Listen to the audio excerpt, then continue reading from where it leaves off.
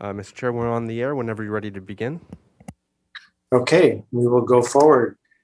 I will now call the meeting to order. This is the Santa Barbara County Planning Commission meeting of the 3rd of August, 2022.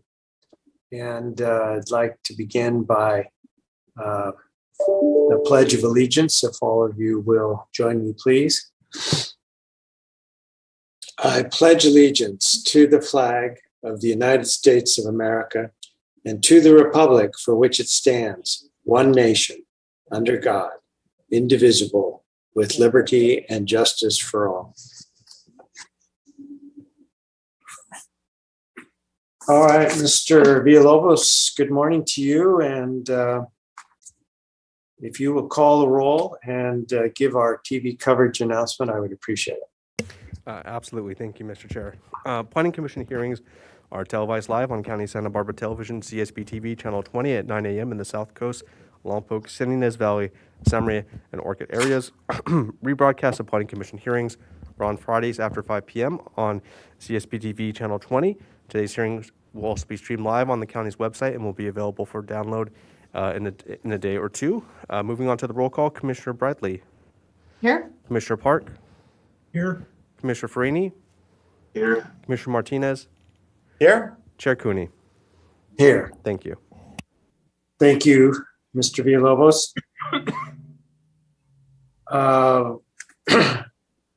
We have as our first item, as expected, the reconsideration of the circumstances of the COVID-19 state of emergency.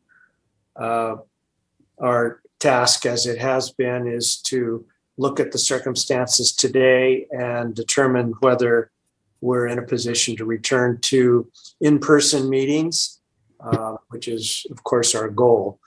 Mr. Wilson, do you have any information on that for us to consider? Good morning, Mr. Chair and Commissioners. I don't have any additional information. The department would still support staying remote for at least another 30 days. Just as information, if the commission does decide to return to in-person, the next available date would be August 31st due to noticing. I think I mentioned that last hearing. So that's just information as the commission considers whether to go back in person or not. That would be the next available date to go in person. So that's all I have, Mr. Chair. Thank you. Let me ask Mr. Wilson if we were to decide to stay in our current remote consideration, we would next consider this our first meeting in September, and then we'd have noticing issues and quite likely would not be able to convene until the end of September meeting. So we're really today considering whether we would be back in person before the end of September. Is that not correct? Mr. Chair, Commissioners, that would be correct. And the other way to do it would be to, if you want to stay remote, reconsider it on August 31st if you want to go in person in September. Mr. Villalobos could probably help me out with the timing of noticing.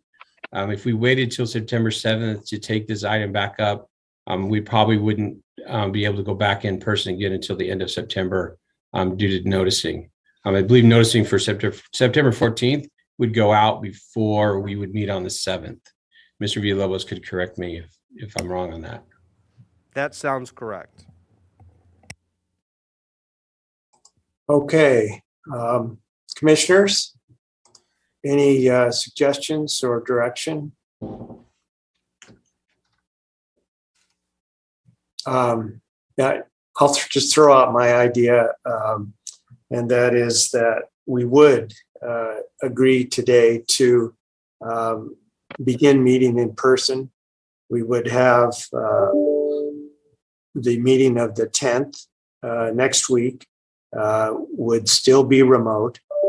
The first meeting that we would all be together would be at the very end of August on the 31st if we voted to go back to in-person meetings. Of course, if it turned out that circumstances changed dramatically for the worse, we could meet by Zoom at that meeting too. So I'm in favor of going back, and I wanted to do it the first time. I understood the change in circumstances that led us to go back into the Zoom format, but I'd like to move as soon as possible. That's my vote. And Mr. Chair, I'm sorry if I could just add something to that. I think if you do vote to go in person in August 31st and circumstances changes, we wouldn't have been able to make the findings to stay remote. And so that we would have to be in person to make the findings again. So it goes again to noticing and the requirements of the law. So it's not as agile to be able to adapt on the fly to be able to go back to remote. So it's kind of where we make a decision. We either go back in person or we stay remote, and then we consider it. So we don't have that flexibility to just pull the trigger and go back to remote if circumstances change. So my recommendation is pick a date and go back in person, or pick a date that you'd want to reconsider it. So that way we can get the noticing and everything lined up. okay, and can we assume, Mr. Wilson, that if we voted to meet in person on the 31st, that it would be subject still to distancing requirements that the county has internally, so that we would quite likely be spread around the hearing room wherever it is. I suppose that one's set for Santa Barbara.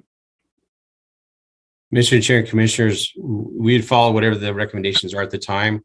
And we'd again, probably, depending on what the circumstances are, encourage the distancing in in-person hearings and be spread around. Okay, Commissioner Park. Thank you, Chair Cooney. I have the same feelings about this that you do. And I'm just concerned if we don't set a goal and say when we're going to go back, it'll just sort of drag on the way it is for months. And so I would just like to pick the earliest possible day and see what we can do with it. Okay, thank you, Commissioner Park. Anybody else with comments before we move to a motion? Commissioner Freeney, Commissioner Bridley. No, I'm good with the vote. I'm good. Okay. So, Commissioner Park, will you make the motion then to return to in-person meetings at the first possible date? Yes, and what was that date? Was that August something? 31st. 31st, right? Okay, I'm going to move that we return to in-person meetings earliest possible date, which I understand to be August 31. I'll second. Okay. We have a motion and a second. Any discussion of the motion? Anything further, Mr. Wilson? I have a request to speak from our county council, Mr. Pettit. Yes, Mr. Chair and Commission, good morning. Thank you. I'm just looking to Secretary Wilson for a little more clarity on the motion. I believe that the commission needs to make the findings to allow the remote hearing in the next two hearings. So I believe, looking at the agenda, the motion would be to approve staff's recommendation, but with number 4 revised to direct staff to prepare an in-person hearing August 31st. And I would just ask Secretary Wilson to confirm that, please.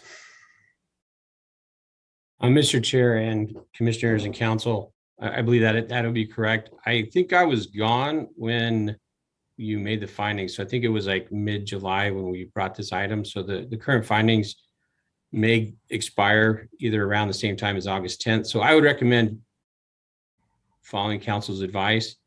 So make the motion to stay remote for August 10th and then direct staff to return in person on August 31st. So moved. And my second would remain, but can I ask a question? Does that mean that we have to adopt additional findings on August 10th for the August 31st? No, those are still standing from the July hearing. Okay. Mr. Chair and Commissioner Bradley, that would be what the motion today would be. So the motion today is to carry us remote until August 31st, which will be in person.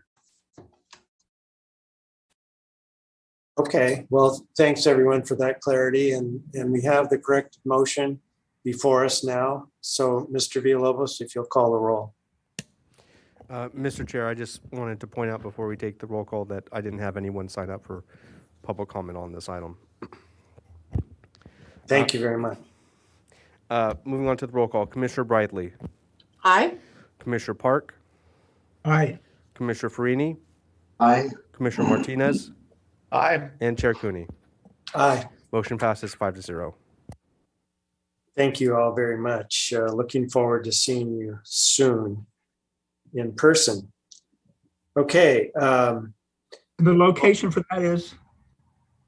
it's set on Santa Barbara. There are two Santa Barbara items on the 31st, Commissioner Park.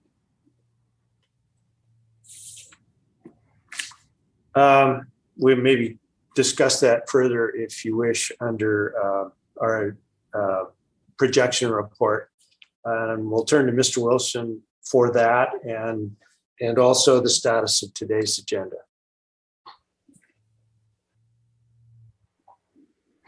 Mr. Chair and Commissioners, the status of the agenda today is we have one item on our standard agenda, which is the Santa Claus Lane bike path, and staff and the applicants are ready to present on that today. Moving to the projection report, our next hearing is August 10th, and as we just took that action, it will be remote. There are two items on that hearing. There's an appeal of a cannabis cultivation project in the Buellton area, and then there is the appeal of a cannabis storefront retail that's located in Orchid on that day. And then our next hearing, which will be in person, is on August 31st. There's an appeal of a telecommunication project on that day, and then there is an appeal of a cannabis cultivation project that's in Carpinteria on that day. Moving to down the projection report, our hearing after that, our first hearing in September is on September 7th. That is an appeal of another cannabis retail located on Santa Claus Lane, and that will be on September 7th. And then September 14th, and that hearing is in Santa Barbara. And then September 14th, we have a cannabis cultivation project that's in the Santa Maria area, and that's located in Santa Maria hearing room on September 14th.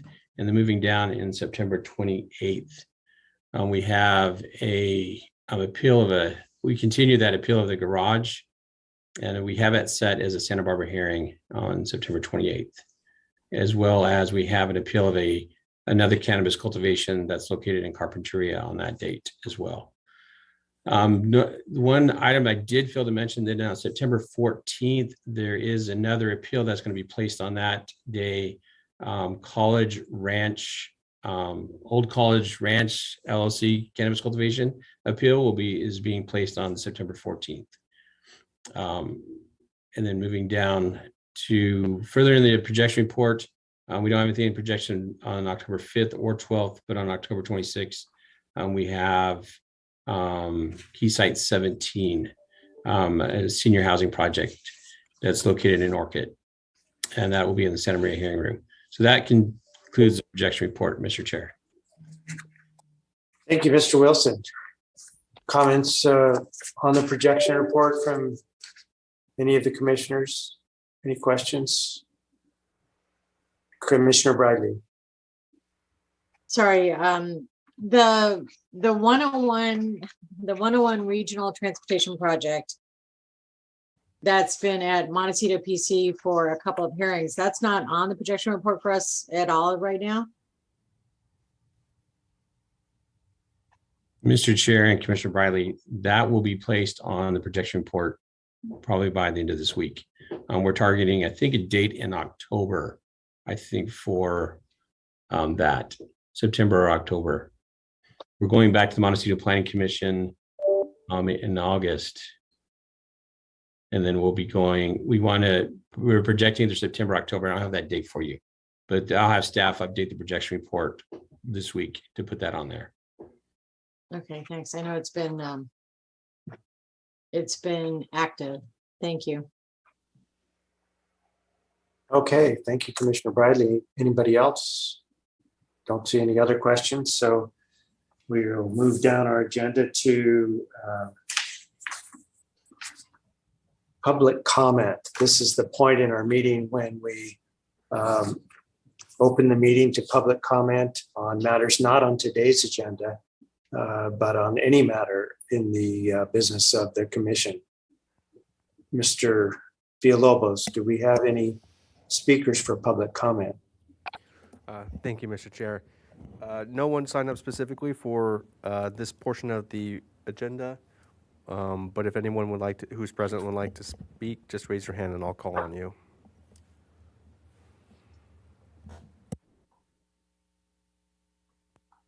And I don't see any raised hands, Mr. Chair. Okay, then we will close public hearing, public comment, and move to Planning Commissioner informational reports.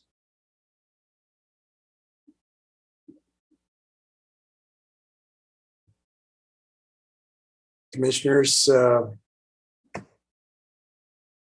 anything to report today? I do have a recent Court of Appeals case that falls squarely in our processes, and I want to prepare some comments before presenting that, so I'll hold off till next week. All right, then we go next to the director's report, which I assume will be given by Mr. Wilson. Mr. Chair, Commissioners, Director Plowman is out of the office this week. I don't have anything new to update the commission on in regards to a director's report. I can highlight the board agenda if you would like. Looking at the long-range calendar for the Board of Supervisors. As you know, they've been not in session over the last couple of weeks. I think they're targeted to go back on August 16th as their first hearing again. So we have on that date, on August 16th, the cannabis land use ordinance amendments was continued from the board from earlier this year, and it's going back on August 16th for the board to consider those ordinance amendments for the cannabis regulations. And then we had tentatively set the August 29th as a date for the hostile rezone tentative map that's located in Orchid to go. My staff is working with them to make sure that date will continue to, or it may be rescheduled. And then as far as the planning commission goes, interest as far as projects going, that's all I have on the long range calendar. Other than that, I don't have any other information to share with the commission today. Well, thank you, Mr. Wilson. Commissioner Park has a question, comment? Yes, I do. So the cannabis ordinance amendments will be considered on Tuesday, the 16th. Is that correct? Mr. Chair, Commissioner Park, that is correct. And it's already been addressed in preliminary form by the board. So presumably there's going to be a final action. Is that what you anticipate? Mr. Chair, Commissioner Park, that is what's anticipated to be final action on August 16th. Okay. I think it's kind of weird that we have some cannabis projects scheduled right before and right after that date. And it makes me wonder if the Board of Supervisors had intentions with regard to those projects in some way, because I don't want to run afoul of their intentions. It's just strange that we would have a cannabis project next week, and then the next week we'd be looking at whether there would be a CUP standard or not. So by how it fell in the scheduling, it makes a difference. I'm just wondering what the board intended with those, if you know. Mr. Chair and Commissioners, my recollection from the board was they did want to extend the time for that ordinance to become effective. I believe there was a discussion of 120 days, adding the hearing to August 16th plus the effective date, which was 30 days, would give you around that 120 days. There are 2 cannabis projects that there has been discussions of to get those to hearing within that 120 days. And both of those projects are on the projection report. One is the Nahoe Farms, which is going next week. And the other one is the Old College Ranch LLC, which is not on the projection report, but that's scheduled for September 14th. So both of those projects had been identified as at least going to the Planning Commission during this interim 120-day period. Well, it's my experience with some of our cannabis projects that we are lobbied pretty hard before a hearing. Oh, make your final action right now. It's important for us to have this done right now, no continuances. And that goes where it goes. If either of these matters are continued until after the effective date, then does the new CUP requirement apply or does it not? Mr. Chair and Commissioners, not to stray too far from the agenda, but my understanding would be that if an final action is taken beyond the effective date or after the effective date when the new regulation is in effect, they would have to comply with the new regulations. Right. Okay, thanks. I won't ask any further questions because I know this hasn't been agendized. Thank you, Commissioner Park. All good questions. And it brings to mind the possibility of appeals beyond the hearings we have. So much to be decided. That completes our administrative agenda. Commissioners, are you all ready to move on to the regular agenda at this point? Good. Okay. Let's read that into the record, Mr. Villalobos. Thank you. The following is a hearing on the request of the State of California Department of Transportation and the Santa Barbara Association of Governments. Consider case numbers 21 DVP 25, 21 CDP 111, as well as the Caltrans mitigated negative declaration dated January of 2020. Do we have ex parte disclosures from any of the commissioners?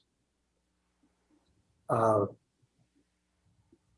don't see any hands, but I will disclose that when I conducted a site visit of the cannabis storefront project 2 weeks ago, I extended that as much as I could, driving to look at the length of the bike path that's before us today. I did not have any specific communications, however, regarding the bike path. Okay, so I think we are ready to turn to staff. Mr. Schmuckel is going to give us the report. Is that right? Yes. Good morning, Chair Cooney and members of the commission. My name is Chris Schmuckel, and I'm the planner that's presenting the Santa Claus Lane Bike Path project. The applicant for this project is the California Department of Transportation, or Caltrans. And the project is located in the coastal zone and in the Toro Canyon Community Plan area on the southeast end of Santa Claus Lane. The project is shown with a red line on this slide, as you can see right here. The project site is located between the Highway 101 southbound lanes and the Union Pacific Railroad. The project extends from the Sand Point Road, Santa Claus Lane, and southbound US 101 on-ramp, located right here, through along the southbound end of the 101 to the city of Carpinteria limits, which is approximately in this location. And the entire project is within the Caltrans right-of-way. The city of Carpinteria also approved a permit on December 6, 2021 to extend the bike path along the remaining portion of the Caltrans right-of-way within the city of Carpinteria area. The project was identified as a balancing project through a local coastal program amendment that was adopted in August 2018 by the Board of Supervisors. The amendment addressed policy conflicts with coastal wetlands for the adjacent Highway 101 HOV project. And the balancing projects were proposed as a way to ensure protection of coastal resources and to increase recreational, coastal access, and alternative transportation opportunities to the public. The project proposes to add a 0.15 mile bicycle and pedestrian pathway from Santa Claus Lane to the city of Carpinteria within the existing Caltrans right-of-way on property zoned a transportation corridor, or TC. The project also includes an approximately 850-foot-long retaining wall between the pathway and the Union Pacific Railroad, which is located to the south, ranging from approximately 1 foot to 8 feet in height. It also includes a 48-inch tall Type 85 vehicle barrier, which would be located between the Highway 101 and the proposed pathway. In addition, it includes a 48-inch tall open pedestrian fence between the pathway and the Union Pacific Railroad.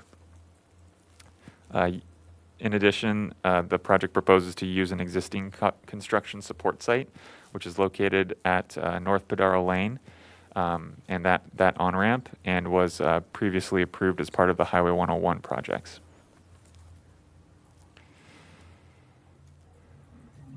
So this site plan shows that the bike path begins at the Sandpoint Road and Santa Claus Lane intersection.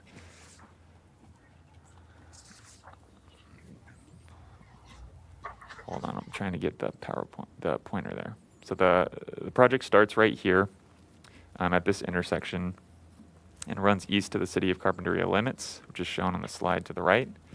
The proposed Type 85 vehicle barrier is located between the highway and the project site on the north, and the retaining wall and fence would be located south of the bike path between the pathway and the railroad. The Carpinteria Salt Marsh is located on the other side of the railroad in the lower right-hand corner of the slide and extends farther to the south. So this slide shows a section of the pathway which, going from the left side of the slide to the right slide, includes the retaining wall, the pedestrian fence, the bike and pedestrian pathway, and then the Type 85 vehicle barrier before you reach the Highway 101 highway location. So this slide shows an example of what the pedestrian fencing would look like. It includes steel posts with stainless steel cables running between the posts. The steel would be stained a brown Natina stain, which we'll show in just a minute. This slide shows an example of the Type 85 vehicle barrier. The barrier will be painted to appear timber-like, as shown in this picture, and it will be consistent with the adjacent Highway 101 project infrastructure design. This slide shows an example of the proposed Mission River Rock cobblestones.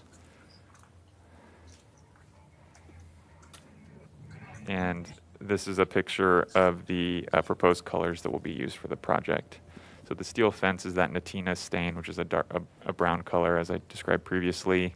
The vehicle barrier will be a tan color, and then the timber will be a darker brown. And then the concrete path will be gray, and the sandstone, which is the Mission Rock sandstone, will be that Santa Barbara color.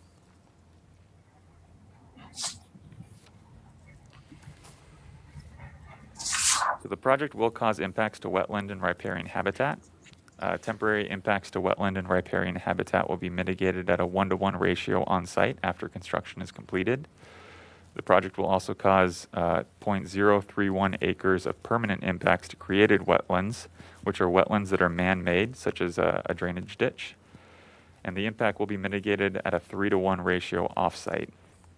Project also includes permanent impacts to 0.562 acres of riparian habitat, and these impacts will also be mitigated at a 3-to-1 ratio off-site.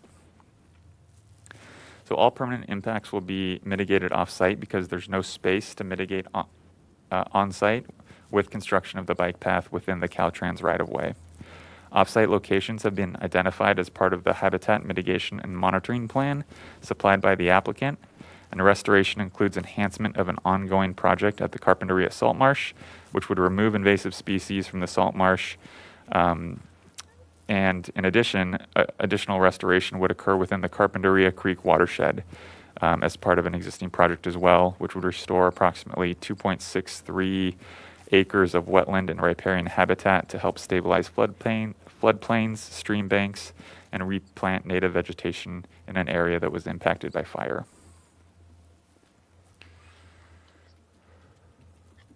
So as discussed in the staff report, the project is consistent with the requirements of the Coastal Land Use Plan, the Toro Canyon Community Plan, and with the Article 2 Coastal Zoning Ordinance Standards, which includes the Transportation Corridor Wetland Overlay and the Environmentally Sensitive Habitat Overlay.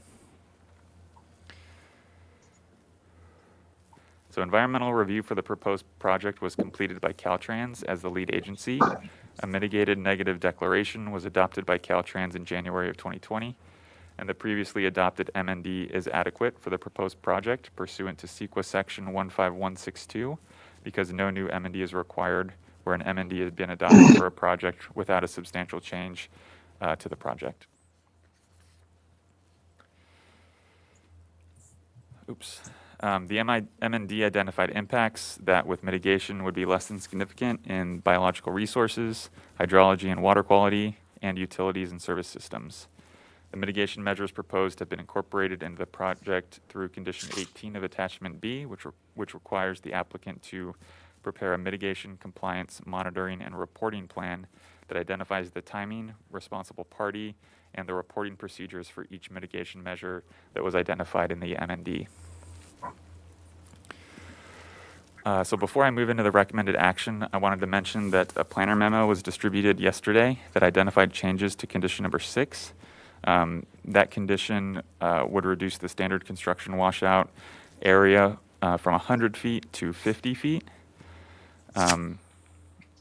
50 feet from some of the resources. And so staff reports the requested change in the condition of approval because of the site constraints and because of the washout equipment that Caltrans uses. For more information, I would direct you to the staff memo. And so with that, staff recommends that the County Planning Commission make the required findings for approval of the project as specified in Attachment A of the staff report dated July 26, 2022. Determine that as reflected in the CEQA findings, no EIR or subsequent negative declaration shall be prepared. And finally, to approve the project, case number 21 DVP 25 and 21 CDP 111, subject to the revised conditions of approval included in the planner memo dated August 1st, 2022. And so with that, it will conclude my presentation, and I am available to answer any questions. Thank you, Mr. Schmuckel. Very complete report of a lot of important issues. So let's see if the commissioners have questions of you, Commissioner Bridley. You're muted, Laura. I had a great conversation with Mr. Schmuckel last week about some of the details on this. And as you know, I'm a public works nerd, so I won't go into much of the detail. But my particular question is, this is right next to the Carpinteria Salt Marsh, which is a really sensitive resource. And I'm noticing in the mitigated ND, the mitigation, for impacts to riparian, wetland, and, all that stuff is talked about, as you noted, Mr. Schmuckel, in a later landscape architecture, landscaping planting plan. And so you mentioned that it would be in the Carpinteria Creek, was it the Carpinteria Creek watershed or somewhere within the salt marsh? And I'm just, that's close enough for all the agencies to be happy with it, getting through the MND and the certification, because I know they'll rely on this MND. And if in full disclosure, I'm struggling with this in a City of Goleta case, that the people are wanting to know exactly where things are going to be planted as part of your preliminary design. And you're at what, 35 or 40% now in drawings, and you don't have all the mitigation details worked out, but you will have to by the time you get all your final permits, if I have that correct. So my question, go ahead. Commissioner Bridley, through the chair, that's a good question. And the applicant has prepared a habitat mitigation and monitoring plan, which describes their restoration that they're proposing to do for this project in detail. and that includes both on-site restoration for the temporary impacts. So there will be some vegetation that is grown on-site in areas where impact is only temporary.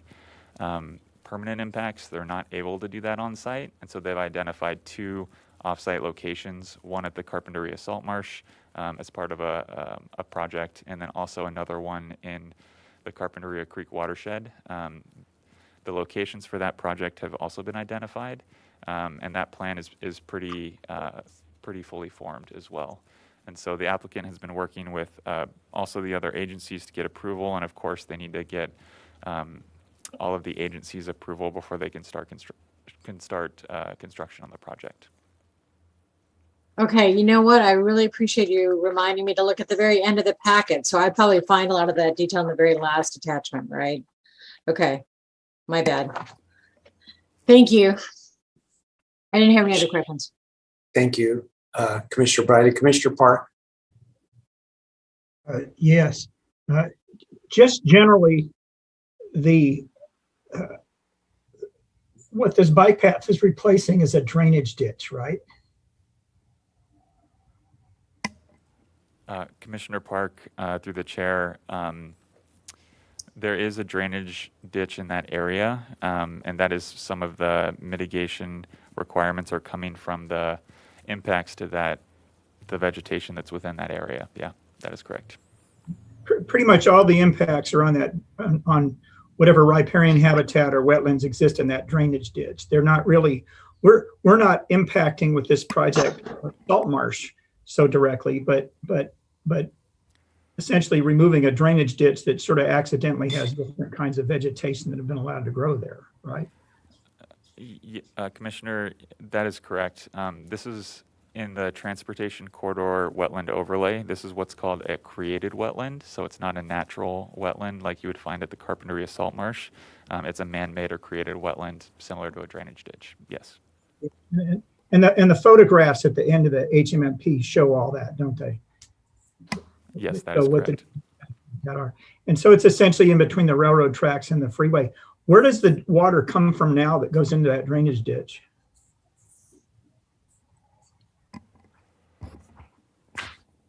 Commissioner Park, so the water in that area is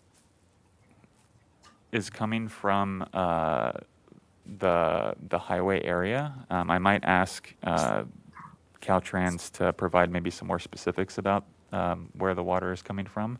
But the drainage ditch is right next to the highway in that area. Yeah, but the drainage ditch is not it's not the channel of Carpinteria Creek itself. That's separate, right? Yes, that is correct. It is not a channelized creek. It is a relatively small area. It's not a blue line creek, if that's what you're asking. Okay, and I had a couple of small questions about the HMMP. There's a reference there in describing the project, specifically on the Carpinteria end of the bike path, that there's going to be a bicycle refuge, and the only bicycle refuge I know is all the junky old bikes in my barn, but there must be a more Planarese type meaning to that. What does that mean, a bicycle refuge? Commissioner Park, through the chair, I might ask that to be directed at Caltrans as well. I'm not as familiar with the bike refuge on the Carpinteria side. I've been focusing more on the county portion of the project. And as you know, this project spans 2 jurisdictions. Yeah, and the term bicycle refuge was used a couple of times. It seemed to refer to ways of protecting bicyclists who are entering onto the path. There was another phrase I didn't quite understand, and it goes to concern I have that generally we replace whatever's being taken out with native plantings. And when I look at the HMMP and see what's being planted, we see that a lot of things that are non-native are being yanked out. And especially on the offsite mitigation, we're having sea lavender removed near the mouth of the slough. And that generally speaking, native plants are going in, which seems very positive. But there was a reference to one set of non-native plantings I think it was near the retaining wall, to provide functional lift. And I wondered if anybody could tell me what functional lift means with regard to what plants do. Mr. Chair, Commissioners, I can answer the questions about the infrastructure improvements, and then perhaps Aaron Silva can answer some questions on the HMMP. You asked about. I'm sorry, Mr. Kowalewski. How do you say? Kowalewski. Kowalewski, thank you. Nice to meet you. And we do want to hear from you, but I think the purpose of our questions of staff is really just to pose the question. So when we hear from the applicants, we'll be able to get a lot more information to answer his questions as well. So if you wouldn't mind just holding your answers, that would keep us in line. Thank you, Chair. Appreciate that. Okay. Just one more general question of Mr. Schmuckel. So I'll tell you, to me, this looks like a very significant project in a lot of ways, and a lot of work has been put into it.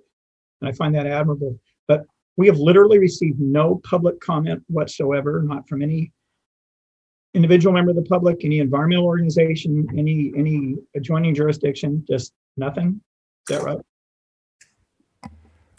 Commissioner Park, through the chair, we've received a lot of questions about the project. I've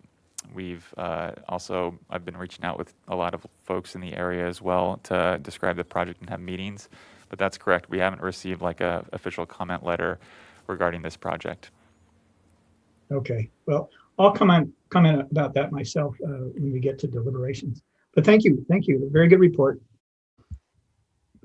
Any other questions or comments from commissioners before we turn to the applicants?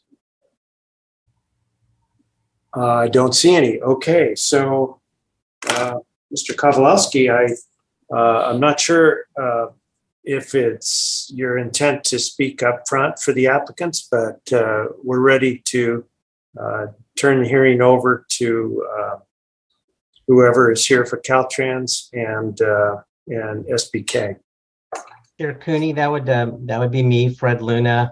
Good morning, and good morning to you, commissioners. So we're excited to be here to talk about the Santa Claus Lane Bikeway project. And thank you, Chris, for bringing up we have a short presentation. We'll try not to be redundant with some of the slides, but and we'll make sure either proactively to address some of the questions, or at least we have in mind what you've asked of county staff to be responsive to that at the end. So we have our team here. You've already met Sean Kowalewski of M&S Engineers, and then Aaron Silva of GPA Consulting. They're consultants working for SBK. We also are in partnership with Caltrans, who's the CDP applicant for this project. And so Caltrans is represented today by Joe Arnold, their project manager, and Joe Irwin, the corridor manager for Highway 101. So, and then we also have Kirsten Ayers online too. She's providing public information for this project as we plan to go out to construction. Just to kind of address Commissioner Park's question, perhaps part of the reason is you haven't had comments is I'd like to take pride that we've actually been out in the community quite a bit talking about this project for years, and it's been in planning documents and such. So people are wildly expecting, seeing this getting completed, and then we're right on the verge of getting that with this before the Planning Commission today, and seeking approval, starting construction on that, and we'll get into some of those details shortly. So you can see here, this project is being presented to you for approval. We also went to the city of Carpinteria since it crosses two jurisdictions. We already have our permit approval from the city of Carpinteria. And so, and then we're working towards funding commitments already have been made by the SBK board. There is an action before the California Transportation Commission coming up in about a week and a half. And then we're coordinating this work with the remaining highway work that was mentioned by Mr. Schmuckel. So if you can go to the next slide, please. Yeah, so this slide really shows you the location. I don't know if you can highlight the area, Chris, of the Santa Claus Lane Bikeway. It's primarily in the city's jurisdiction, but there is that one component, yes, right there where he's pointing, that's in the county's jurisdiction. You can see the separation line between Santa Barbara County and the city of Carpinteria. And so The work is, as Mr. Schmuckel indicated, is being primarily coordinated with the Highway 101 improvements that are called the 4B or the Padaro segment. And that's ongoing and will continue for the next couple years. And so the planned duration for construction for our project is well within that timeframe and will be completed before that, which will fulfill commitments that were placed both by the city of Carpinteria and the county to have that project done prior to the adjacent 101 work. Highway, the 4A segment was completed. You may have seen that was completed in June of this year and open. So those HOV lanes are open to the public. And then you can see the proximity there, and Sean and Aaron will get into this a little bit more in the detailed part of the presentation of how, as Commissioner Park indicated, is that threading this bikeway between the Highway 101 freeway and the railroad, not impacting the salt marsh, but in that area where there's currently a depressed ditch and created wetlands. So like I said, we have some details to walk through, but I'll hand it over to Erin Silva, who's been our lead for the permitting process, and she'll talk you through the remaining slides. Thank you so much, Fred. We will not be redundant, and some of our slides are, so we'll skip through a few of them. But if you could shift to the next slide, Chris, please. I did want to just point out what the purpose of the project is. It is to improve bicycle and pedestrian travel. It's to complete a segment of the California Coastal Trail and to enhance and improve coastal access for bicycles and pedestrians. I do want to note that as we were coordinating with the Coastal Commission and during their ask of this bike path, it was very, very important for them that it was on the ocean side of the freeway. And so, of course, that does result in the placement of the bike path as it is now, which is in a very constrained area. So next slide, please. Just wanted to provide an overall of the bike path. I know you're only considering the approximate 800 feet of the bike path that are in the that's in the county, but go ahead and click, Chris, and it should be animated. The bike path does start in the city of Carpinteria over near Estero Street. If you click again, you'll see the endpoint at approximately Sandpoint Road.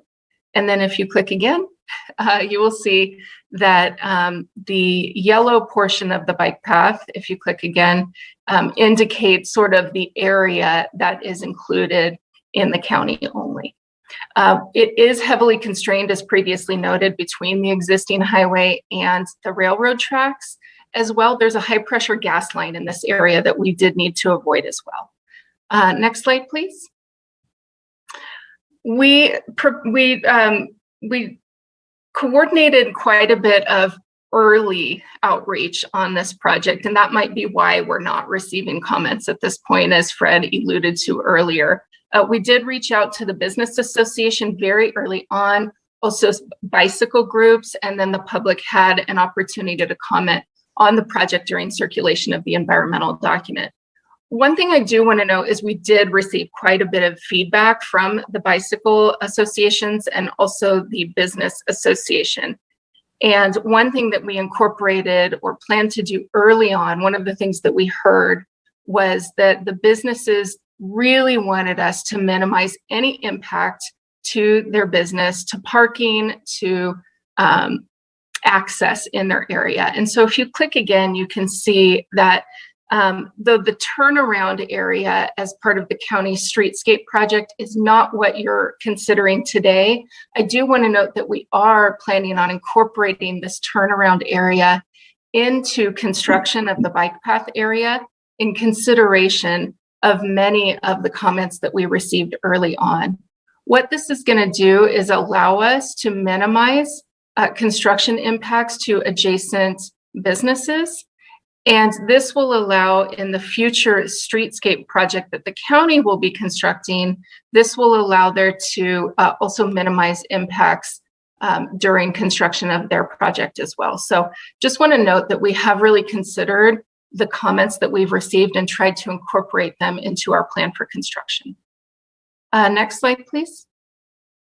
With the city of Carpinteria, the only thing I want to point out on this slide is kind of what Fred alluded to earlier, which is In August of 2020, we did go to the city and the county, public works staff and planning staff. We had a meeting to talk about many of the common design features that stretch across both portions of the bike path. And we got a lot of great input on what those design features should look like. It's what you're seeing now. So we also got a lot of early feedback from the city and the county, knowing that this is cross-jurisdictional. We do have our permit from the city of Carpinteria, and we plan to expect issuance by about the end of this week from the city on this project. Next slide, please. In terms of the permits, I know this was asked earlier, we do already have our permits from the Army Corps of Engineers and the Regional Water Quality Control Board. We are expecting to receive our permit from CDFW again by around the end of this week is the feedback that we got from them. We did communicate and coordinate extensively on the offsite mitigation. They have reviewed and accepted the HMMP that was prepared for the project. And if there are any questions related to that, I can certainly answer it later. Next slide, please. And then I won't say much here, just wanted to show all of the steps that we've gone through at the county so far. And that's about it. Next slide, please. And now I'll pass it on to Sean, who will discuss the timeline related to the project.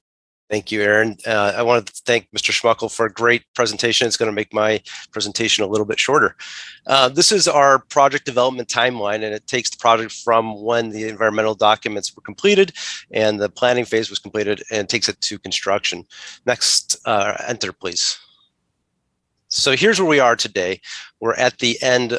We've completed 100% design. We are working on obtaining our permit approvals and project certification with anticipation of constructing the project in September. We have an 8 to 9 month construction period, so it does also coordinate very well with the request from the business owners to have the work happen outside of the busy summer season. Next slide, please. As Erin had mentioned earlier, there were some initial design components that were needing to be coordinated between the jurisdictions. And these were the main items: the pedestrian and bicycle railing, the hardscape, and the vehicle barrier. Next slide. The first one we'll talk about is the railing on the wall. Next slide. We already saw this, but there was a request from, enter please. There was a request to have an open railing, and this is a great representation of a tubular steel and cable railing, very similar to what we are proposing. We are using earth colors. We are using horizontal members, wire infill, particularly to make it safer for bicyclists, for handlebars. And we also are finding that the horizontal members reduce visual clutter. So this was something that has been worked on to be coordinated with the county streetscape project and has gained approval from the design boards for both the city and the counties to this date. Next slide. Hardscape. Next slide. This is a rock blanket is what we call it, and the detail comes from the detail that has been used throughout the corridor. The pictures we're going to show, you can hit enter a few more times slowly. The pictures we're going to show are pictures of the rock blanket constructed in Carpinteria. It's a natural sandstone. We were asked to use real materials and to incorporate real materials and natural colors. And so this does match what has been done throughout the corridor. And like I said, we're taking the details right from those other projects and incorporating them into ours. We use this feature typically where we can't landscape and where we don't want access for people or vehicles. So that's typically where it's used. Next slide.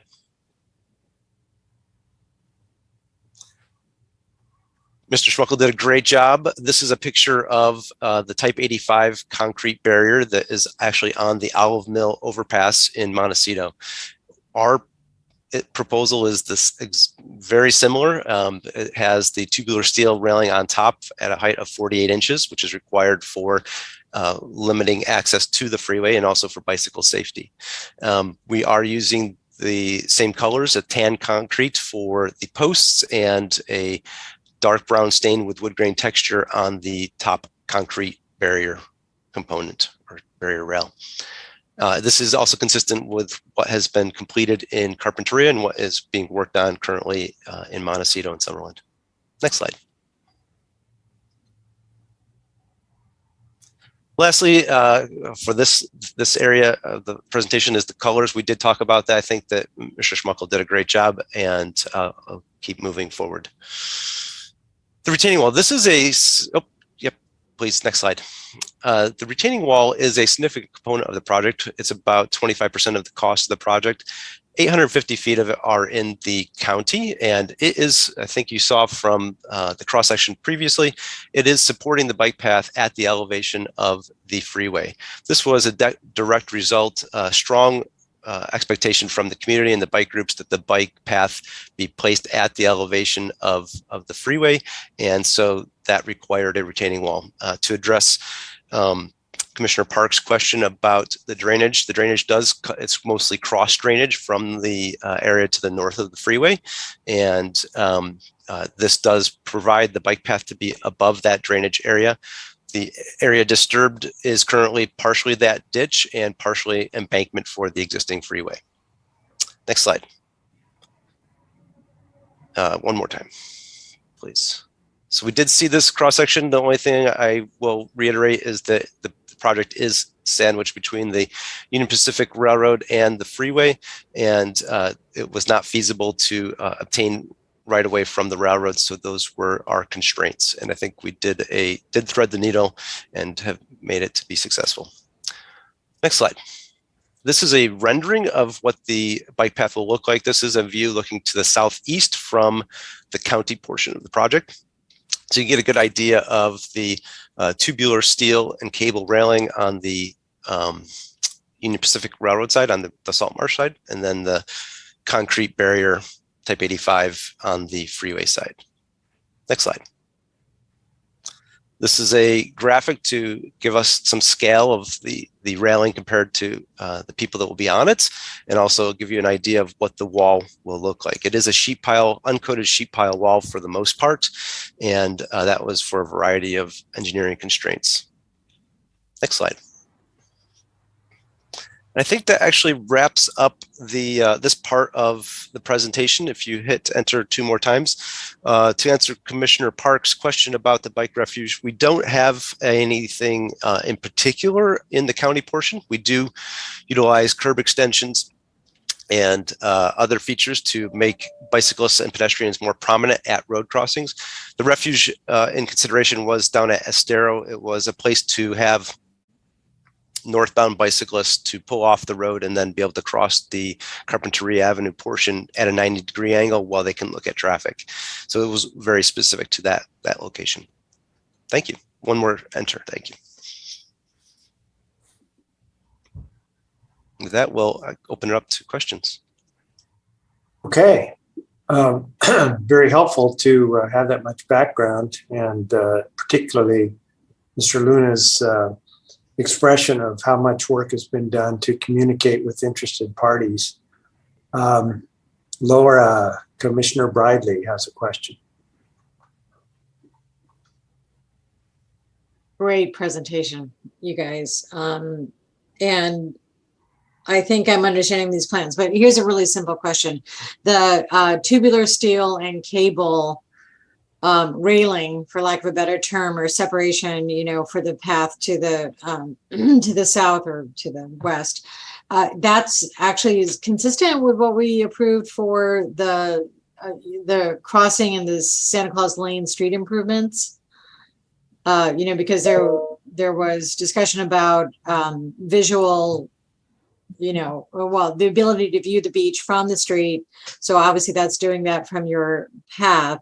And I was just thinking of consistency, that we're going to have that on the other side of Santa Claus Lane. So this is picking up the same design theme, right? Mr. Chair, Commissioner Bridley, yes, that is true. The county's streetscape project is incorporating a cable railing design. They are using concrete posts, at least the current design that I've been aware of. And we have been coordinating with the county staff over the last 6 to 9 months. Currently, they're proposing concrete posts that look like wood, and they are using cable for the infill horizontal cable. And their situation, I mean, they actually are with UPR. I mean, so they have one other partner and constraint that they're trying to do. So that might be the difference in the material. I'm just speculating. It doesn't really matter, but I just want to make sure it was the same. It was the same look. So we've got a nice cohesive streetscape. That's great. Thanks. Okay. Commissioners, anybody else with questions at this point? Okay. Yes. Commissioner Park, didn't see you. Sorry. Two questions, one specific, one general. I think of Mr. Kowalski. I mentioned before the benefit of the project of using nearly all native plants for its landscaping, but that there was some exception, non-native plants, I think it was in the area of the retaining wall, to provide functional lift. And I just wondered what that phrase functional lift meant. Do you know? If I may, this is Erin Silva. We prepared the environmental document and also the HMMP. I had to ask our biologist. I sent her an email because I didn't know the answer. So I'll just say that now. I'm not a biologist. She did mention that actually that sentence just is not worded very well. It actually is supposed to mean that the area of non-native vegetation will be enhanced through planting of native vegetation, which actually, as you know, or likely know, is beneficial to the area. It's beneficial to the biological environment. Functional lift in particular, I believe, is specifically related to flow. Let me see what she said. The area will function at a higher level. Non-natives will be replaced with natives, which will bring in more species and create a higher functioning habitat. That is what it is meant to mean. Okay, so we're not justifying in those murky words the use of non-native vegetation. We're going to all native vegetation, and that's what, okay. Well, that's correct, yes. Next time have somebody proofread that better so you don't get some lawyer down the road saying, what the hell is that? Will do. I can't believe that every single regulatory agency has missed that as well, but here we are. We will do our best next time. So then my next question is very general, and it goes to the drainage. The drainage now is probably mostly off the freeway. I presume it kind of drains over to Carpinteria Creek. Does anybody know? The reason you should know is I wonder where will it, what replaces that drainage ditch? Presumably there will still be drainage coming from somewhere. And I'm just wondering in this project, where does that drainage get collected and where does it go? Yeah, I will say that we are not, I want to say we're not removing a drainage. We are on the hook to restore for impacted wetlands, but that doesn't mean that the drainage will be removed. And so Sean, if you could please describe maybe some of the drainage improvements that are being made, that would be helpful. I think Erin hit the nail on the head. The project is not removing, we're not encroaching on the flow line of the ditch as it is. We are extending existing culverts that are under the freeway and providing that access to the ditch still. So the ditch is still a vital part of the project and the area drainage. And that's why we are restoring it with wetland materials, wetland plants to make it back to or better than it is now. In general, drainage is going to be the same as it has been. We are utilizing some infiltration areas. We have incorporated some low impact design elements, but in general, the footprint for the project is very small and we're just continuing the drainage patterns as they have been. Thanks.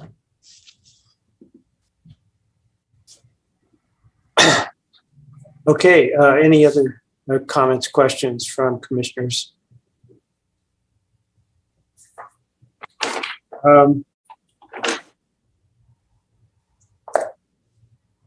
Mr. Luna, I might ask, is that the end of the applicant's presentation? It is, yes. So our team's here to answer any questions, and we try to be abbreviated in some of the redundant slides, but yeah, we're open to any further questions from the commission.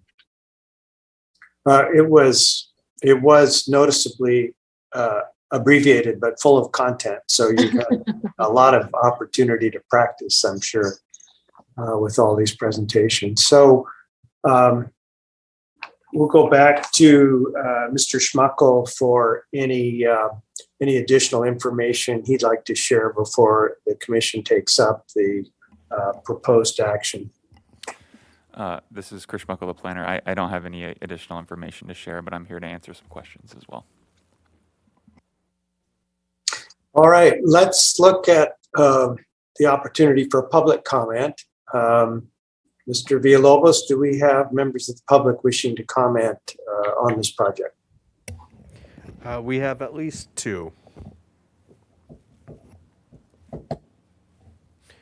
Would you like me to call on them? Please. Okay, great. Our first speaker will be Mark Chatillo, to be followed by Steve Kent.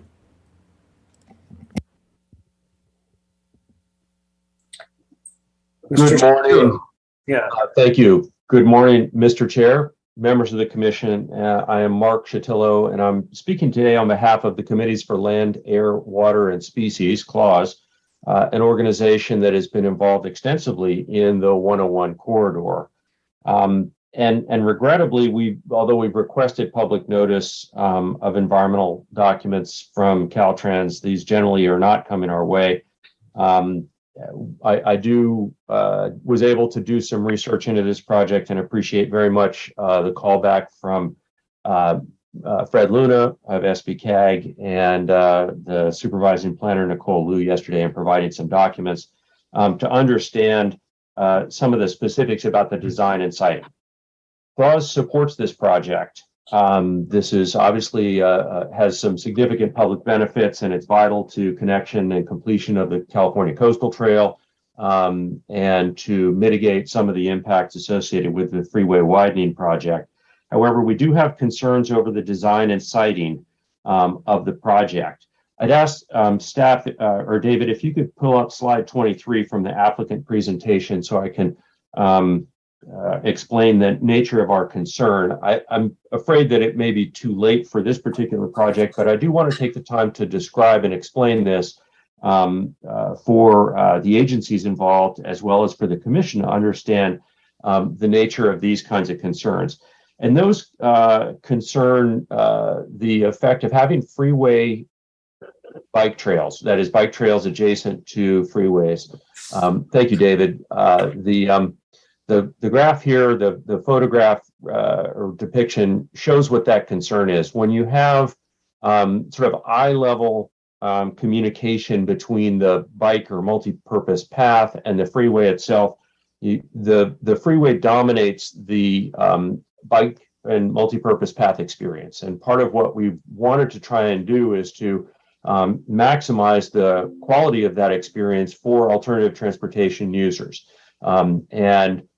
Because of the high speeds that are associated with modern freeways, there is both an auditory impact as well as a visual impact associated with having traffic approaching in the opposite direction for the bicyclists on the left are basically facing the traffic coming at you. If any of you have had the experience of riding on the Rincon Bikeway, just to the south of this or east of this stretch of the project, it's very prominent. The effect of loud noises, loud trucks, horns, and debris from vehicles can be unnerving for cyclists and deter use of the path. Unfortunately, the solutions are limited here.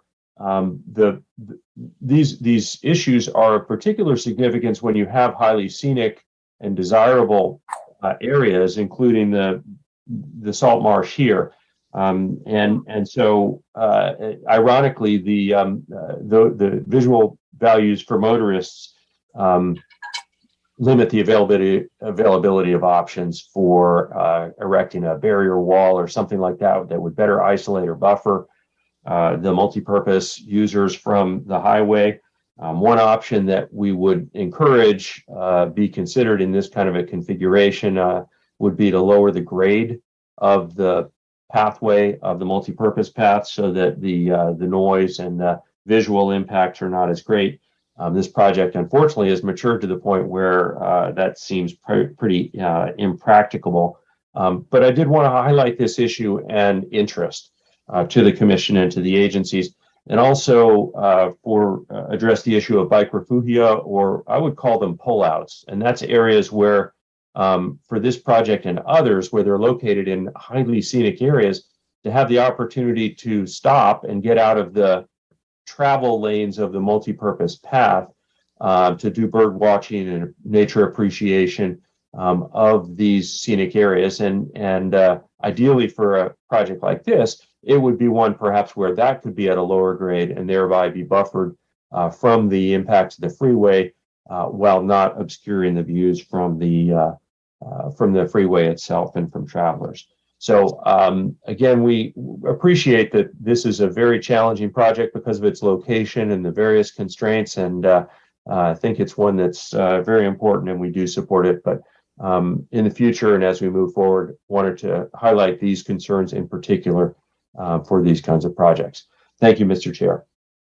Thank you, Mr. Chidillo. Mr. Villalobos, our next speaker. Our next speaker will be Steve Kent.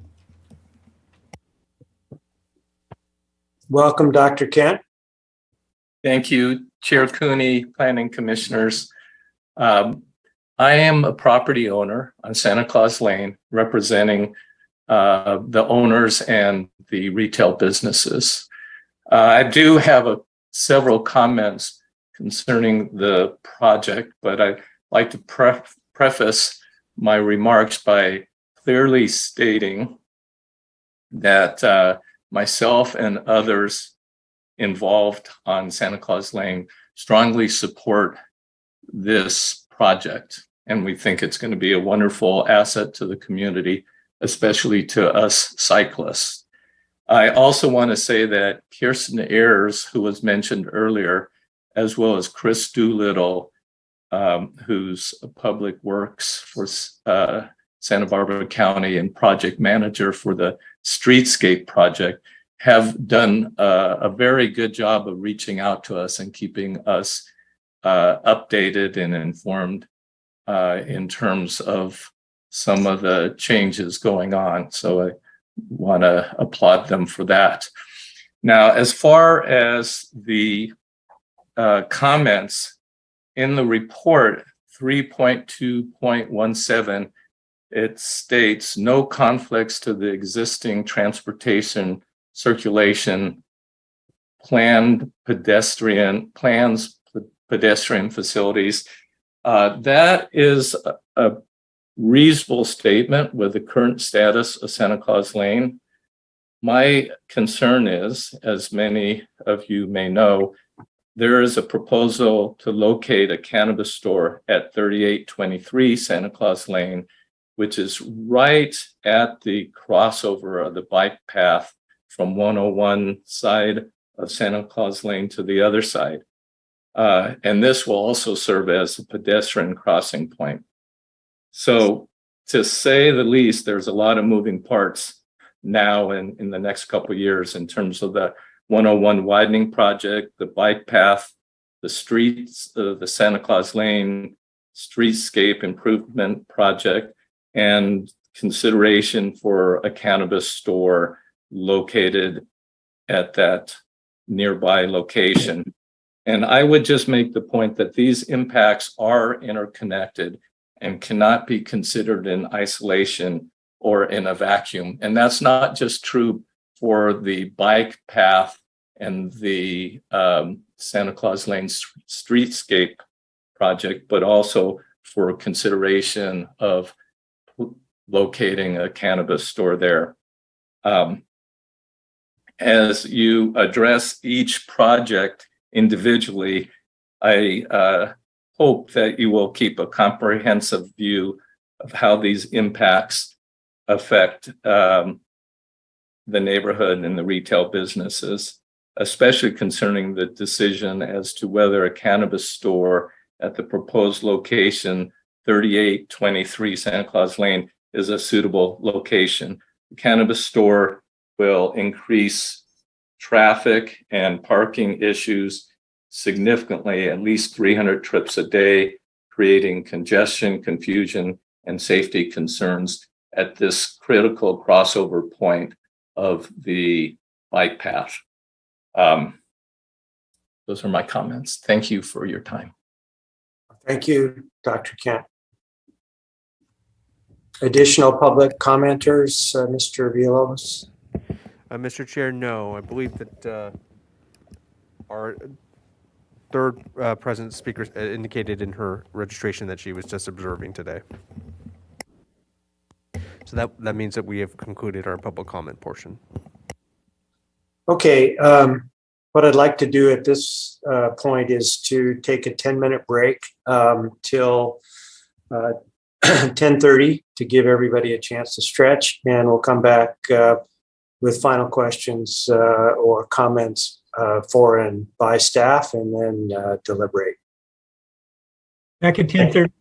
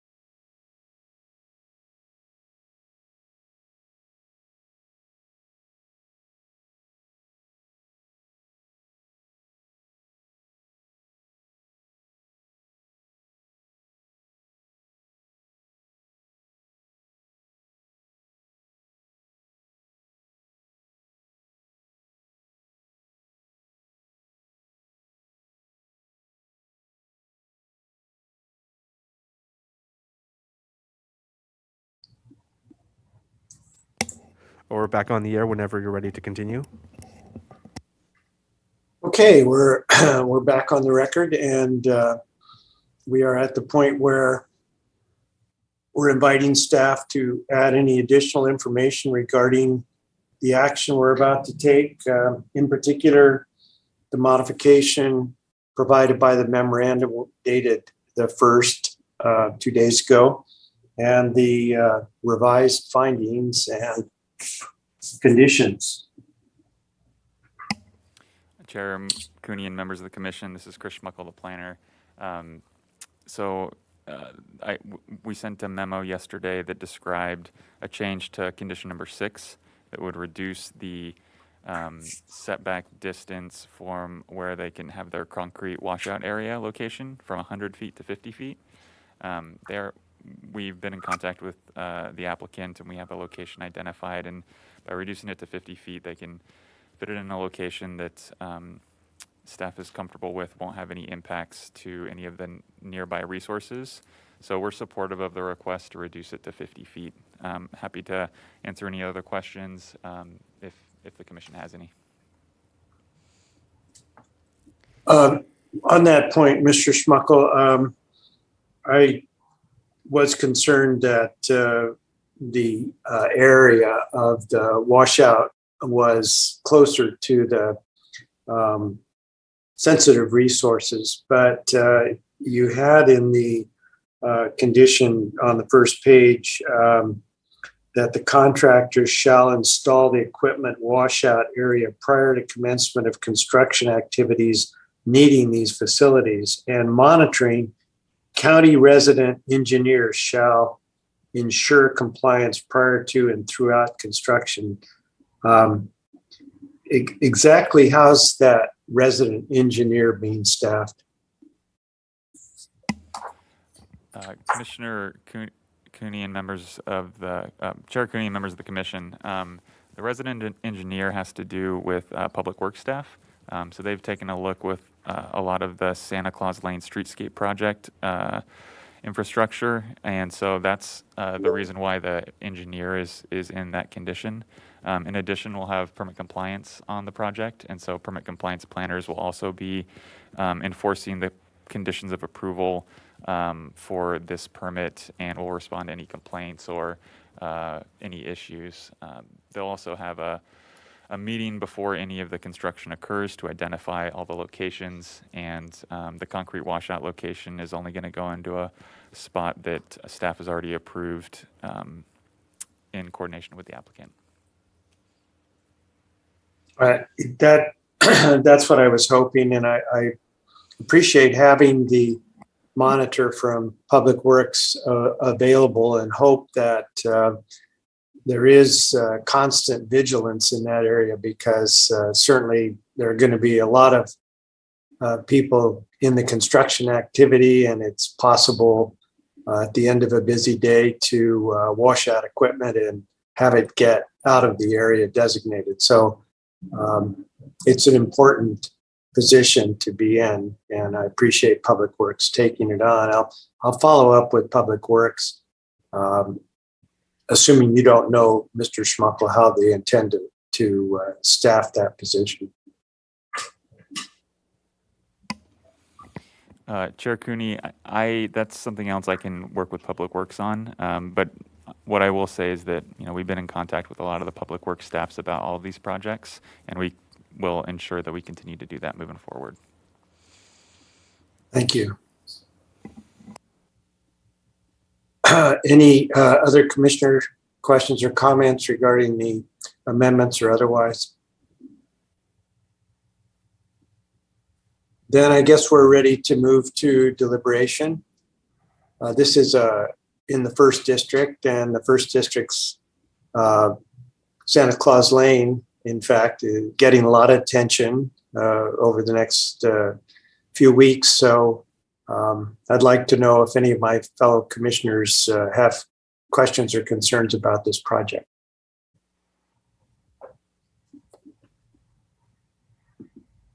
Commissioner Park. I don't think I really have any lingering questions or concerns. I do have comments, but I don't know if you want to hear that now or express your own first. No, go ahead. Mine'll be very basic. Okay. You know, there's a, this is a project that has been very well vetted for years. It's one that has a kind of a, like a warm puppy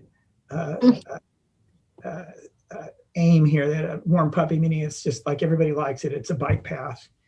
And so all these good things, and there's no opposition to it that I can discern. So there's a temptation to say, you know, I think I won't read all the paperwork. I'm just gonna listen to a nice staff presentation and wave my hand and say aye and hope it goes fast. But today I just decided to channel my inner Cecilia Brown and read every single document. One reason I did that is, even though I have not lived in the first district for this century, I did live very close to this site for many years. When I was chairman of the board of the Land Trust, late 80s, early 90s, this was an important piece of our work, was to address the Carpinteria Slough, both for habitat restoration, which it sorely needed, and for public access, which it needed. And one of our very most hardworking members of our board, David Anderson, worked tirelessly on the Carpinteria Slough project and just did great things. So I read through everything, and there's some things I like. One, to be a little facetious, hello, I got to read all these pages and pages of paperwork and no mention of cannabis or odor. I mean, what's come over to Carpinteria? But you know, this project, yes, it affects some wetlands, it affects some riparian habitat, but they're just created habitat in a drainage ditch along the freeway. And because some of those are being impacted, we're benefiting from some really significant improvements, probably both upstream on the Carpinteria Creek, but especially to the marsh, where there's a real problem with this invasion of sea lavender, a non-native species. And right near the mouth of the marsh, there's going to be a lot of removal that's funded by this. There won't be a need to replant because we have, as the HMMP said, rebounding native populations if they're just given a chance. So that's a significant improvement. Also, I think the proponents of this project have been a little modest in what it'll do. A problem for dealing with the Carpinteria Slough for decades has been, we all knew it was a treasure, an incredibly unique, important resource, but it's hard to get a constituency around it when the public couldn't really see it so well. And that's one thing that the City of Carpinteria, the Land Trust, worked on in very effective ways. Well, here we're getting basically a public viewing platform that goes along the entire back of the salt marsh. And it's, you know, it's one thing for me to race by at 75 miles an hour or whatever speed I'll admit to and look out over the marsh, but to go out and walk 3 miles an hour or bicycle 8 miles an hour or something like that and stop and go as you wish to see that, that's really a plus. That's a very important thing. I do understand that the concerns expressed by Mr. Chitillo. I was thinking about that myself. You know, I was very excited when I first saw the Rincon Bikeway. I don't actually like riding it because it makes such a racket. It's just not fun. And I think we'll probably have some of that problem here. And I don't know what to do about it.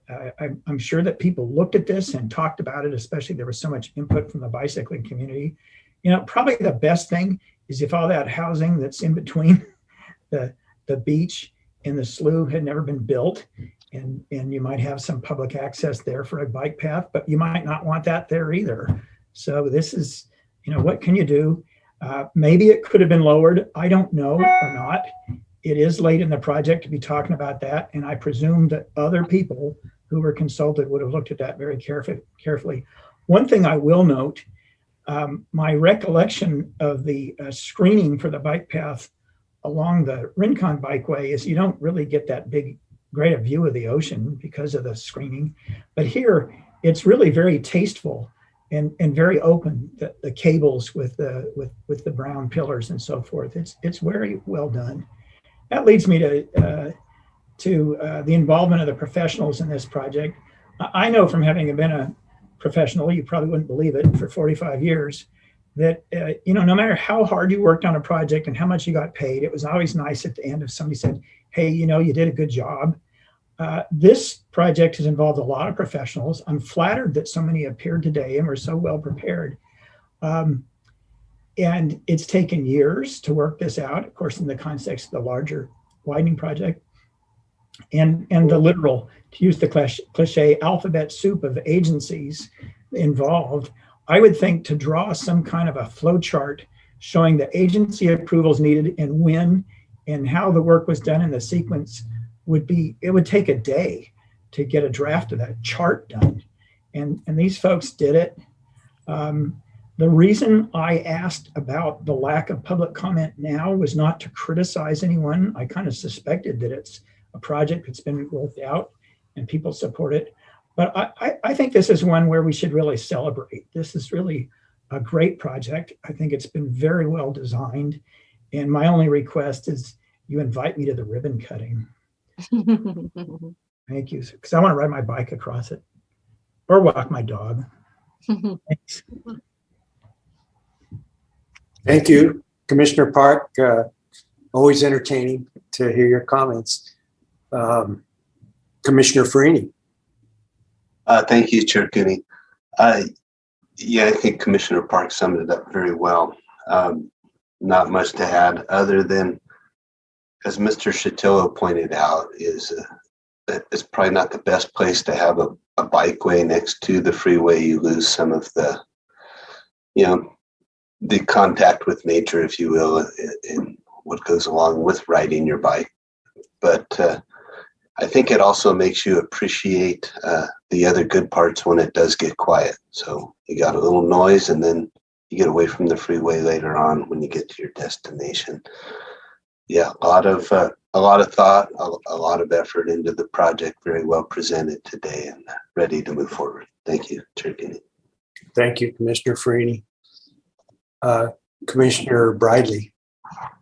Well, I certainly concur with what Commissioner Park and Commissioner Farini said, and I'm coming at this from a significantly professional role invested in doing multiple bike lanes for the city of Goleta and other things. And this is this team made it look seamless, and I can imagine the thousands of hours that were behind it. And there were lots of years preparing for today because you were part of the 101, and I appreciate how complicated that's been. So. Just specifically, we had a couple comments from Mr. Chatillo about the height of the bike lane and against the flow of traffic. And I can't let this go. Where we are going to end up putting bike lanes is going to be in right-of-ways. It's going to be in right-of-ways. In fact, Caltrans made a statement, I think, Sean or Fred could tell me something like 12 years ago that says, we're not going to give you money for lane improvements unless it's HOV or alternative transportation, flat out. So all of those areas in Los Angeles and parts of Santa Barbara City, we're not going to get new turning lanes. We're going to get bike lanes. And where do they have to go? They have to go in the right of way because that's where the land is for agencies to build them. So as much as I understand what Mr. Chatillo is saying and Commissioner Park agrees with that, putting it up or putting it down is also problematic, especially if you're near the coast, because then you're dealing with sea level rise on a whole other topic. So I think this is an excellent, excellent layout. I really love the fact that the aesthetics was considered and it's being coordinated with everything that the county is doing along Santa Claus Lane. I did look up on Google Maps and I quote drove the site after Dr. Kent's testimony, and there's actually a room for about 20 parking stalls between the upcoming Roots case and this on-ramp, so to speak, to the freeway. So I don't think it's going to be too much activity for Santa Claus Lane. I think it's perfectly offset, and thrilled that everybody down on Sandpoint Road is generally accepting it because we've had no public comment. So I can't think of a single thing that I would want better than what they've already presented. And I'd say kudos. And I too want to get an invitation to the ribbon cutting. All right. So I'm in full support. Thank you. Thank you, Commissioner Briley. Commissioner Martinez. Yes, thank you, and good morning to everybody. No, I've reviewed this, and I like the aesthetics of it. I like everything about it. I'm obviously in favor of this, of such a project, and it sounds like it's supported very much by the community and the surrounding communities. Well, one of the things I will just say for future's sake that I've been finding in the bike situation is that electric bikes, whether they're being allowed on such things with the speed that they carry, and it becomes more of an issue. I've just been hearing more and more of that stuff. And then also just the surrounding parking to support people who actually travel to the area and where they would park and then take their bikes off their vehicles to then enjoy the bike trail. Just something of a thought in the future, but I'm in complete support of what this is about and what we'll actually create. Thank you. Thank you, Commissioner Martinez. Well, a lot's been said by my fellow commissioners, so I won't be redundant following the lead of the applicants here. I do think that in a perfect world, it would be nice to have all of our new bike paths locate in a way that is not so impacted by the freeways. But this is a project that would not exist but for the fact that the freeway was being widened and there were compensating benefits to go. And we have heard of some, and we're going to hear more as we consider these improvements up the line in Summerland and beyond. So those days are still to come, but I don't think we can escape the proximity. So in terms of, are there better places to ride your bike for peace, quiet, and enjoyment of nature? Probably, certainly. But in terms of an alternative transportation route to get out of your car and get on the bike path and eventually be able to ride a great distance from north to south, it's going to be much appreciated by future generations. So it's pleasure to see it being so well planned as is.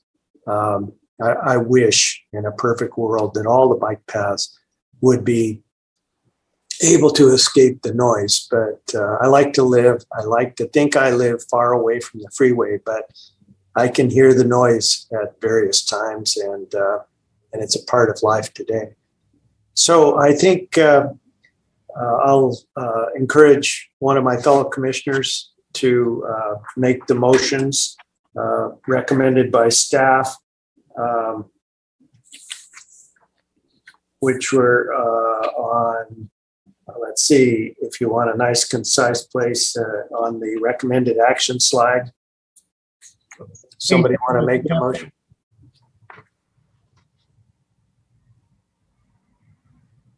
I'll make a motion. Okay, good. Okay. Right. So I would move that the commission make the required findings for approval of the project specified in attachment A of the staff report dated August, or for today's hearing date, and that considering the environmental review document also included as attachment C and all those mitigation measures, and approve the project case number 21 DBP 00025 and 21 CDP 00111, including the amendment presented in staff's memo dated August 1 for today's hearing that allows for the bioequipment washout to be located 50 feet from mapped wetland sensitive biological resources storm drains. And subject to the conditions set forth in the staff's memo. Yeah, that preceded my notation of the amended condition. Approve the project. I listed the two project case numbers subject to the conditions in the staff report as amended in today's memo regarding the 50-foot setback from sensitive resources. Great. Is there a second? Commissioner Farini? Second. Thank you. Any further discussion by the commission?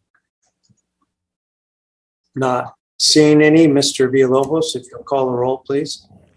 Commissioner Bradley. Aye. Commissioner Park. Aye. Commissioner Farini. Aye. Commissioner Martinez, Aye. Chair Cooney. Aye. Motion passes 5-0. Very good. Commissioners, thank you, Mr. Villalobos. Thank you all for coming today and helping us very concisely get through what has been a very substantial project and much appreciated by not only those of us today, but those who are able to use this improvement in the future. And thanks to staff, as always. So with that, we will adjourn at 10:55. And remember that, because I don't see any other short meetings ahead. Chair Cooney, we just want to thank the commission for the approval today. And as Vice Chair Park had indicated, it has been a long project in the making, but a number of agencies involved in pulling together to get it completed. And we certainly look to celebrate that in the spring and invite you all for a bike parade or whatever that event may be as we open up the bike lane next year. Thank you very much, Mr. Luna. Good job by all the staff, the applicants. Meeting adjourned.